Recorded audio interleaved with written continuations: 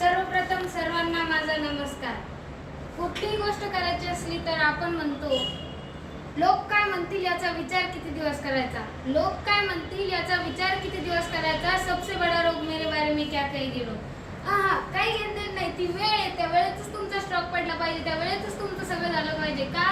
कारण वक्त कहता है मैं फिर नहीं आऊंगा, तुम्हारी आंखों को अब न रुलाऊंगा, जीना है तो इस पल को जी ले, क्या पता कल मैं रुक न पाऊंगा, क्या पता कल मैं रुक न पाऊंगा.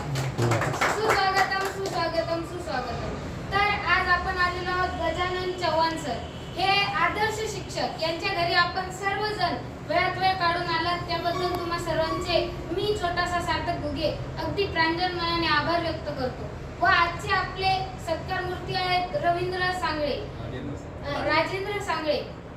तर हे आपल्या चिंचोली गावचे ज्येष्ठ पुत्र, म्हणजेच त्यांनी सुरुवातीला SRPF ही पदवी मिळवली. कमी वयात त्यांनी SRPF ही पदवी मिळवली आणि त्यानंतर लगेच पोलीस सब इन्स्पेक्टर म्हणजेच PSI ही सुद्धा पदवी मिळवली.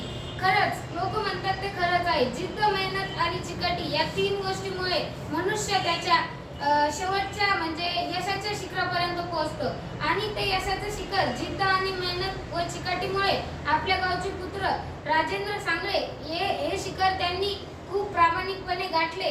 खरंच आपल्या गावातल्या सर्व लहान मुलांनी त्यांच्याकडून आदर्श घ्यावा असे मला वाटते व मी या ठिकाणी लांबलेल्या शब्दास पूर्णविराम देतो व पुन्हा एकदा राजेंद्र सांगळे यांचं अगदी मनापासून अभिनंदन करतो आणि लांबलेल्या शब्दास पूर्णविराम.